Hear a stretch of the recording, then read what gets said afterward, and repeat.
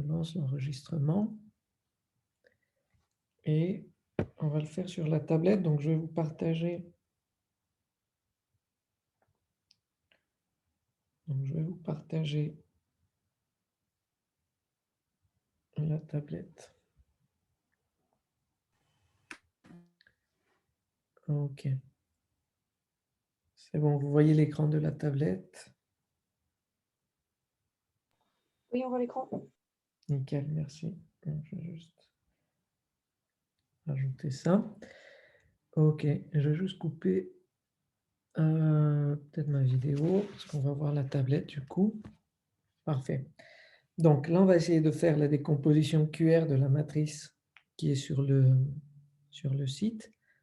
Donc, je vais réécrire la matrice ici. Donc, on a A est égal à 1, epsilon, epsilon, 1, epsilon, 0, 1, 0, epsilon. Si vous voyez des erreurs ou je fais n'importe quoi à un moment, vous m'arrêtez, OK? Et pareil, si vous voulez participer, n'hésitez pas. Donc il y a une contrainte supplémentaire. Attendez-moi, j'admets une personne qui vient d'arriver, OK. Donc on avait une des contraintes en plus qui est, enfin pas une contrainte, mais une information en plus qui nous dit que 1 plus epsilon va être très proche de 1. D'accord? Donc on va pouvoir approcher 1 plus epsilon par, 1 par epsilon au carré, pardon, par 1 directement. Donc epsilon, c'est un tout petit nombre.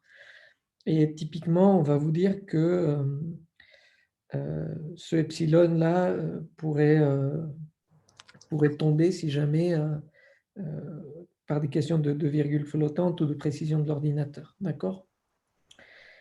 Donc la première étape de la décomposition QR consiste à faire quoi? Alors, est-ce que quelqu'un se rappelle? Je pense trouver les valeurs propres de la matrice. Alors, ça, c'est la SVD. Ça, c'est OK. Ça, c'est la SVD. Donc, peut-être je peux faire la première étape tout seul et ensuite, vous allez participer. Donc, la première étape, c'était de prendre la première ligne de A, pardon, la première colonne de A, donc 1 epsilon, epsilon, et de calculer sa norme. D'accord? Donc, on va calculer la norme de ce vecteur A, de ce vecteur A1, disons. Appelons ça A1. Donc la norme de A1, c'est égal à quoi? Est-ce que quelqu'un peut me dire? C'est racine de A au carré plus epsilon carré. Exactement, racine de 1 au carré plus epsilon au carré plus epsilon au carré. Ce qui nous donne du racine de 1 plus 2 epsilon au carré. OK, donc alors on peut faire un changement de variable, on peut dire que U est égal à 2 epsilon au carré et on tombe sur ça qui est donc égal à 1 plus U.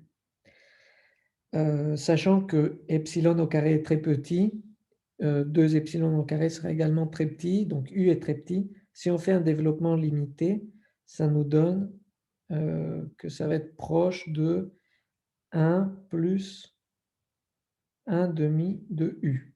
On est d'accord? Donc si maintenant on remplace notre U par 2 epsilon au carré, on obtient du 1 plus epsilon au carré. Donc finalement, si on utilise l'information qui nous disait que 1 plus epsilon au carré était très proche de 1, on va pouvoir dire que ça va être proche de 1. Donc la norme de A1 est proche de 1 finalement. Donc, alors la norme de A1 correspondait au premier terme de la matrice R lorsqu'on essaye de faire A est égal à QR, donc ça c'était notre objectif. Et donc ça vaut 1. D'accord? C'est la première info qu'on a.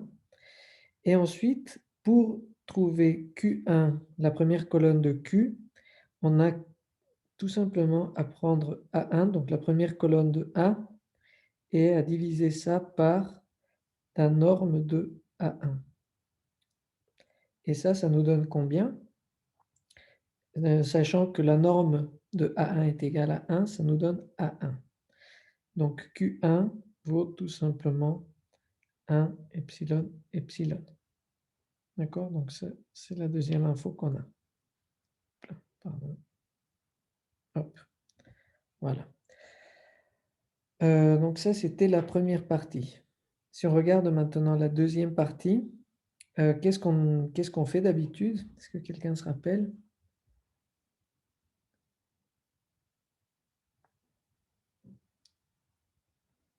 Non, personne? Donc, ouais, Si, j'allais dire, on prend un A2 égale la deuxième colonne. ouais. Donc A2 va être égal à donc, 1 epsilon 0, pour rappel. Très bien. Ensuite, il me semble qu'on fait le produit scalaire entre A2 et Q1. Exactement. Donc ça va s'appeler R12 et on fait donc le produit scalaire entre A2 et Q1. Très bien. Donc si on écrit ça, ça nous donne donc du 1 epsilon 0 et là on a 1 epsilon epsilon. Et ça nous donne combien? Si on fait ce produit scalaire-là, ça nous donne du 1 au carré plus epsilon au carré. On est d'accord? Et donc, ça, on a dit que ça va être proche de 1. OK? Donc, on a R12 qui est proche de 1. Ensuite, une fois qu'on avait calculé ce produit scalaire-là, est-ce que quelqu'un se rappelle de ce qu'on devait faire? On calcule la norme du vecteur A2 moins le résultat, enfin moins R12 fois Q1. Exactement. Donc, on va prendre A2, on va lui retrancher sa partie qui peut être expliquée par la dimension qui est portée par Q1, donc R12 qui correspond donc à la coordonnée de A2 dans la dimension portée par Q1 fois Q1 du coup. Donc ça, si on l'écrit, ça nous donne quoi? Ça nous donne du 1 epsilon 0 moins R12 c'est 1, on a dit, et Q1 c'est 1 epsilon epsilon. Par conséquent, ça nous donne du 0 ici, 0 ici, et moins epsilon à la troisième ligne. Très bien, donc ça, on l'avait noté dans l'algorithme V2, un vecteur intermédiaire, et on calculait, comme Edgar disait, on calcule la norme de V2. Et donc, si on calcule la norme de V2, est-ce que quelqu'un peut me dire ce que vaut cette norme? Donc, on a V2 qui est là. Ça vaut epsilon. Ça vaut epsilon. Ça vaut epsilon, en effet, parce que si on fait le produit scalaire entre V2 et lui-même, on obtient epsilon au carré. Si on prend la racine carrée, on a epsilon. Très bien. Et donc ce terme-là correspond à R de 2. Voilà. Parfait. Donc maintenant, on a Q2 qui vaut tout simplement A2 divisé par R de 2. Pardon, C'est pas pas V2 A2. plutôt. Oui, V2. Merci, exactement. Tac. Donc c'est V2 divisé par R de 2, ce qui nous donne donc 0, 0, moins epsilon sur epsilon, autant écrire directement moins 1 ici. D'accord? Donc ça, c'est notre deuxième colonne de la matrice Q. Troisième étape. Qu'est-ce qu'on devait faire maintenant à la troisième étape? Ça va être similaire à ce qu'on a On fait. recommence un peu le même procédé, c'est-à-dire qu'on va dans un premier temps prendre A3 égale la troisième colonne, donc 1, 0, epsilon. Parfait. Ensuite, à partir de ça, du coup, on va calculer R13, qui va être le produit scalaire entre du coup A3 et Q1. Nickel. Donc on va le faire tout de suite. Donc ça nous donne 1, 0, epsilon. Et ici, ça nous donne 1, epsilon, epsilon. Donc si on fait le calcul, ça nous donne... Ça va nous donner 1 carré plus epsilon carré. Oui, ce qui est égal à 1 plus epsilon au carré, ce qui est très proche de 1. Donc ça, c'est R13. Très bien. Très bien, très bien. OK, donc maintenant, qu'est-ce qu'il nous reste à faire? On calcule R12 en faisant... non, Ouais. pardon, on prend V.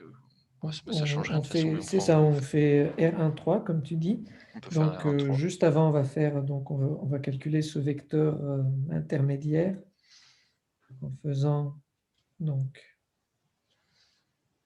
A3 moins R1, 3 Q1, comme on l'avait fait précédemment. Ce qui nous donne donc 1, 0, epsilon, pardon, pas 3, epsilon, moins, donc c'est 1, et donc là on retranche Q1 qui vaut 1 epsilon, epsilon. Et donc là, qu'est-ce qu'on a? On a un 0 ici, un moins epsilon ici, et un 0 ici. On est d'accord? Si on calcule maintenant la norme de V3, ça nous donne... non, juste peut-être avant de calculer la norme de V3. Donc maintenant, on doit retrancher la part qui peut être expliquée par Q2. Q2, exactement. Donc, qu'est-ce qu'on devrait faire? Du coup, on devrait faire V3 scalaire Q2. Exactement, V3 scalaire Q2. Et donc ça vaut R2, 3. Et ça vaut combien? Du coup, je vais l'écrire ici. Donc, 0 moins epsilon, 0. Rapidement, ça vaut 0, je dirais. 0, 0, moins 1, du coup, Q2. Et donc, ouais, 0, 0, moins 1. Donc ça vaut 0. D'accord, très bien. Parfait, donc finalement, V3, on avait dit, on le met à jour en faisant V3 moins R2, 3, Q2. Mais ça reste donc égal à V3. Parfait. Donc, on peut calculer maintenant la norme de V3. Ça va faire, comme pour la norme de V2, ça va valoir epsilon. Exactement. Donc là, ça va être exactement la même chose que pour la norme de V2, et ça va valoir epsilon. Et ce terme-là, c'est donc R 2, 3. 3, 2. Non, 3, 3. Pardon. Je vais y arriver. Hop, 3, 3. Parfait. Donc, maintenant, on a donc Q3 qui vaut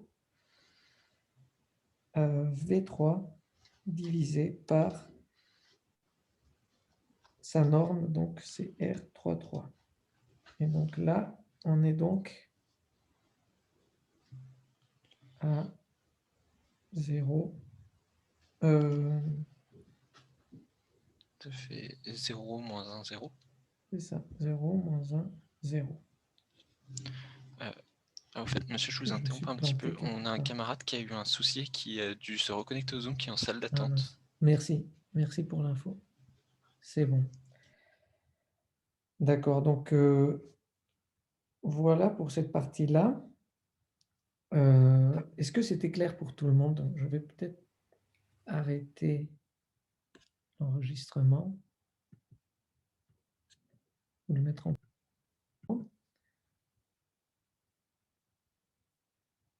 Je relance le partage d'écran du coup. Tac, on était là du coup. Ok, on est arrivé là. Mince. Ok. Donc, qu'est-ce qu'on peut faire maintenant? On peut écrire nos deux matrices. Je vais l'écrire ici au-dessus. On peut écrire nos deux matrices Q et R. D'accord? Je vais le faire ici. Hop. Donc, on a notre matrice Q. Est-ce que quelqu'un peut me dicter quelle va être la première colonne de Q? On l'a calculée, elle est juste là, en fait. D'accord, on a Q1 ici. Donc, ça vaut 1, epsilon, epsilon. Ensuite, si on regarde la deuxième colonne de Q, elle est là. Donc, ça nous donne du 0, 0, moins 1. Et si on regarde maintenant notre troisième colonne de Q, qui est là, ça nous donne du 0, moins 1, 0. Et ici, si on regarde la matrice R, donc la matrice R, si vous vous rappelez, c'est une matrice triangulaire. D'accord? Donc, les trois triangulaires supérieurs d'ailleurs. Donc, les trois éléments qui sont ici en bas vont être égaux à 0. Donc, qu'est-ce qu'on va mettre maintenant? Je vais surligner en bleu d'abord R11. Donc, R11, il était là. Ça, c'était R11, qui vaut 1, on a dit. R12, on l'a calculé, il est là. Il vaut 1 également. Voilà. Ensuite, il nous reste quoi? Il nous reste R22, qu'on a calculé ici, qui vaut epsilon. Ensuite, quoi d'autre? R13, qui est juste ici, qui vaut 1. Il y a quoi d'autre? Il y a R23, qui est là, qui vaut 0. Voilà, un 0 ici. Et finalement, R33, qui est là, qui vaut epsilon. Voilà. Et donc là, on a notre décomposition QR. Est-ce que c'est bon pour tout le monde? Donc finalement, lorsqu'on vous demande la décomposition QR, il faudra arriver à faire ce calcul-là. Et donc ça, c'est votre matrice Q. Et ça sera votre matrice R. Voilà. Voilà.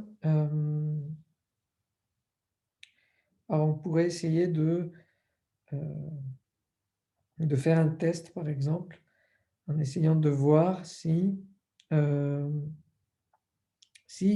donc, quelle était la propriété déjà de la matrice Q? Des vecteurs colonnes de la matrice Q. Est-ce que quelqu'un se rappelle? Est-ce que si Ils je sont fais...